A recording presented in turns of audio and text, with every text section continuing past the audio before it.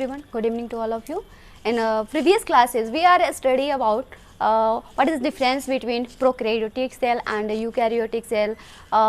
In other classes, we are just also study about unicellular and multicellular, difference between unicellular and multicellular, and what is the difference between prokaryotic cell and eukaryotic cell.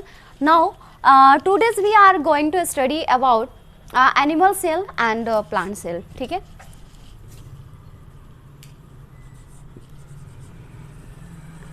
Animal cell and this one is plant cell. Okay, difference से start करते हैं और अच्छे से आप लोग समझ पाएंगे. ठीक है. यहाँ हम देखेंगे cell wall. Okay, cell wall क्या होता है? एनिमल में प्रेजेंट होता है? नहीं. एंड प्लांट में प्रेजेंट होता है. ठीक है. नेक्स्ट बात करेंगे सेल वॉल के बारे में. हमने पढ़ा था और आगे इस क्लास में इस चैप्टर में हम लोग one by one cell wall सारे ऑर्गेनेल्स के बारे में पढ़ेंगे. सेल मेम्ब्रेन है, सेल वॉल है, माइटोकॉन्ड्रिया है, गोल्जी अपरेटस है, राइबोसोम है ना, और क्या कहते हैं जो माइटोकॉन्ड्रिया है, एंडोप्लाज्मिक रेटिकुलम है, वैक्यूल्स है, न्यूक्लियस है, ऑल ओवर सारे मतलब वन बाई वन सबके बारे में हम लोग अच्छे से पढ़ेंगे. ठीक है ना. यहाँ पे बस हम थोड़ा बहुत डिफरेंसेस देख लेते हैं ताकि ऑलमोस्ट हम लोग को समझ आ सके. है ना. चलिए देन देखेंगे वैक्यूल्स. वैक्यूल्स क्या होता है? वैक्यूल्स प्रेजेंट होता है एनिमल में? होता है? नहीं. ठीक है ना. नहीं होता है ना. या तो नहीं होता है या फिर स्मॉल साइज होता है. साइज क्या होता है? स्मॉल होता है. बट प्लांट सेल में क्या होता है? लार्ज वैक्यूल्स पाया जाता है. कैसे पाया जाता है? लार्ज वैक्यूल कैसा होता है? लार्ज. ठीक है ना. इसमें देखिए, और क्लोरोप्लास्ट की बात करें तो क्लोरोप्लास्ट इसमें नहीं पाया जाता है, बट इसमें क्या होता है? प्रेजेंट होता है. क्लोरोप्लास्ट क्या होता है? इसमें प्रेजेंट होता है. ये तो तीन ऐसे हो गए. ठीक है ना, ऑर्गेनिल्स हो गए जो एनिमल सेल में नहीं पाए जाते हैं, बट प्लांट सेल में क्या होता है? पाए जाते हैं. सेल वॉल क्या होता है? एनिमल सेल में नहीं होता, लेकिन सेल मेम्ब्रेन होता है. सेल मेम्ब्रेन दोनों में होता है ना. कुछ ऐसे ऑर्गेनेल्स है जो दोनों में प्रेजेंट होते हैं, तो उसके बारे में हम लोग स्टडी करेंगे. ठीक है ना. ऐसे हम लोग सिमिलरिटी के अकॉर्डिंग देख लेंगे.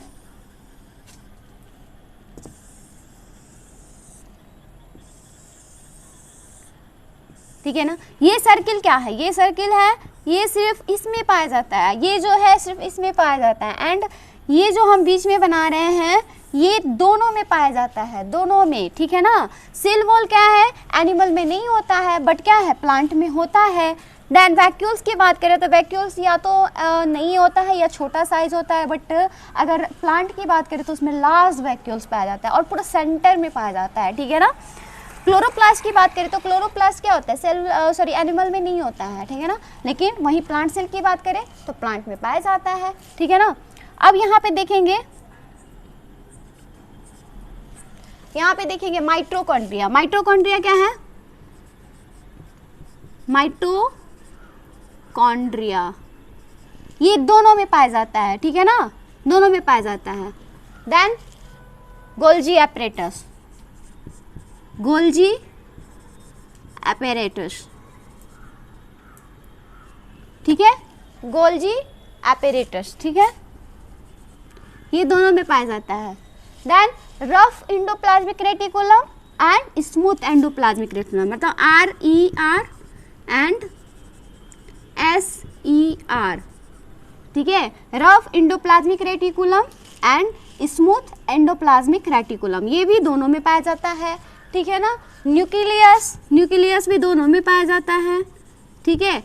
न्यूक्लियस भी दोनों में पाया जाता है. साइटोप्लाज्म क्या है? साइटोप्लाज्म तो होना चाहिए ना. साइटोप्लाज्म भी दोनों में पाया जाता है. देन सेल मेम्ब्रेन दोनों में पाया जाता है.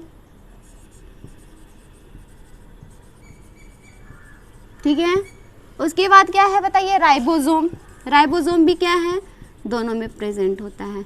ये रहा आपको प्लांट सेल और एनिमल सेल का डिफरेंस, ठीक है ना। एनिमल सेल में क्या होता है, सेल वॉल प्रेजेंट नहीं होता है, लेकिन प्लांट सेल में प्रेजेंट होता है। वैक्यूल्स में सेल वॉल वैक्यूल्स क्या होता है, एनिमल में स्मॉल होता है या फिर एब्सेंट होता है, लेकिन प्लांट में क्या होता है, लार्ज वैक्यूल्स पाया जाता है। क्लोरोप्लास्ट क्या होता है, एनिमल में नहीं होता है, लेकिन प्लांट में क्या होता है, प्रेजेंट होता है। अब यहाँ बात करें तो ये जो पोर्शन है ये दोनों में पाया जाता है, एनिमल सेल में भी पाया जाता है एंड प्लांट सेल में भी पाया जाता है। माइटोकॉन्ड्रिया दोनों में पाया जाता है, गोल्जी अपरेटस दोनों में पाया जाता है, rough endoplasmic and smooth endoplasmic reticulum दोनों में पाया जाता है। न्यूक्लियस क्या है, दोनों में पाया जाता है। साइटोप्लाज्म है वो दोनों में पाया जाता है। सेल मेम्ब्रेन और राइबोसोम है वो भी दोनों में ही पाया जाता है, ठीक है ना। अब यहाँ पे हम थोड़ा सा स्ट्रक्चर देखेंगे। देखिएगा, जो एनिमल सेल का स्ट्रक्चर होता है, ठीक है, वो ऐसा होता है, ठीक है ना, ठीक है। एक ही सेल मेम्ब्रेन होता है, सेल मेम्ब्रेन होता है, मतलब थोड़ा सा रफली हम बता रहे हैं। बीच में क्या होता है, न्यूक्लियस होता है, वेल डेवलप, ठीक है ना। उसके बाद देखिएगा यहाँ पे गोल्जी अपरेटस जो होता है बहुत ही सिस्टमेटिक ढंग से अरेंज होता है। ये क्या हो गया, सीस हो गया एंड ये ट्रांस होता है, ठीक है। जो सीस होता है वो न्यूक्लियस के साइड में होता है और ट्रांस जो होता है वो आउटसाइड में होता है। ये क्या है, गोल्जी अपरेटस है,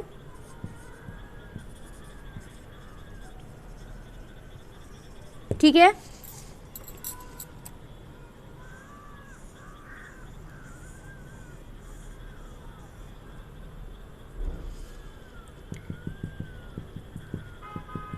ये आपको क्या है, RER है,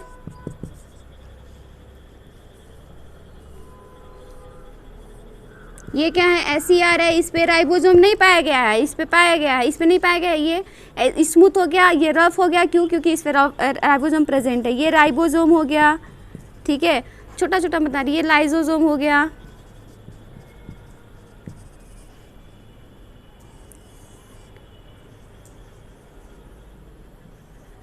ये आपको माइटोकॉन्ड्रिया हो गया, ठीक है। ये क्या हो गया, साइटोप्लाज्म हो गया, ठीक है। ये आपको एनिमल सेल का फिगर हो गया, ठीक है ना। तो ऐसे ही रफली मैंने बता दिया। फिर हम लोग जब एक एक करके जब सारे सेल ऑर्गेनेल्स की बात करेंगे तो हम लोग एक एक करके सारे ऑर्गेनेल्स के बारे में स्टडी करेंगे। यहीं पे हम अगर देखें तो जो प्लांट सेल होता है उसका शेप कैसे होता है, ऐसे होता है,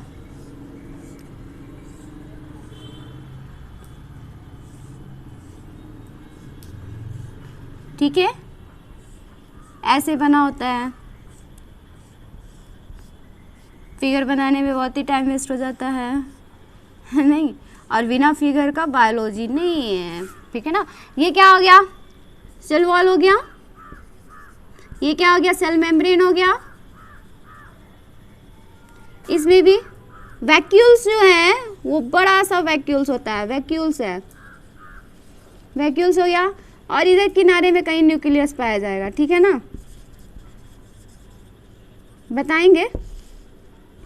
ये हो गया आपको माइटोकॉन्ड्रिया, माइटोकॉन्ड्रिया।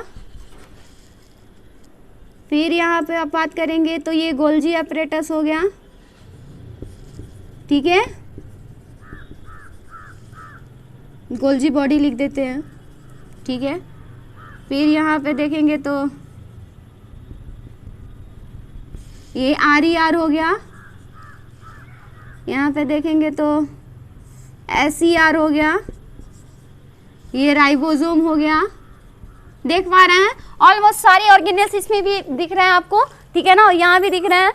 तो ये मतलब लगभग इसका फिगर हो गया। तो आप डिफरेंसेस समझ में आ रहे हैं एनिमल सेल और प्लांट सेल का, ठीक है ना। तो इसमें ज़्यादा आप लोग को पढ़ना नहीं था, लेकिन जितना आप लोग को जानकारी चाहिए थी उतना मैंने दे दिया। यूनिसेलुलर मल्टीसेलुलर के बारे में भी, प्रोकैरियोटिक यूकैरियोटिक के बारे में भी, एनिमल सेल और प्लांट सेल के बारे में भी। आई होप आप लोगों को सारे topic unicellular multicellular prokaryotic eukaryotic and animal cell और प्लांट सेल क्लियर हो गया होगा। तो अब हम लोग नेक्स्ट टॉपिक पे जा सकते हैं। लाइक जितने भी ऑर्गेनेल्स इस चैप्टर में दे रखे हैं, और नेक्स्ट क्लास से मतलब हम लोग उसको 1 by 1 एक एक टॉपिक को, एक एक ऑर्गेनेल्स को उठाएंगे और उसके बारे में हम लोग स्टडी करेंगे, ठीक है ना। तब तक आप लोग यहाँ तक में सारे चीज़ें क्लियर कर लीजिए और याद कर लीजिए।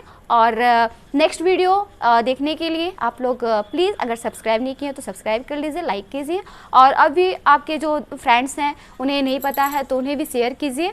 और जो भी क्वेरी हैं आपके, आप कमेंट में कर सकते हैं, या फिर इंस्टाग्राम या फेसबुक पे आप लोग कमेंट कर सकते हैं, वहाँ मेरे को पूछ सकते हैं। और बहुत ही जल्द आपको जो मेरा इसका नोट्स है टेलीग्राम पे प्रोवाइड करा दिया जाएगा। आप टेलीग्राम से मेरे नोट्स को डाउनलोड करके और वहाँ से आप लोग पढ़ सकते हैं, ठीक है ना। वहाँ पे ज्वाइन करके और वहाँ से पढ़ सकते हैं, ठीक है ना। तो मैं प्रोवाइड करा दूँगी सारे के नोट्स, आप लोग वहाँ से ले लेंगे, ठीक है। चलिए मिलते हैं नेक्स्ट क्लास में न्यू टॉपिक के साथ। Have a good day.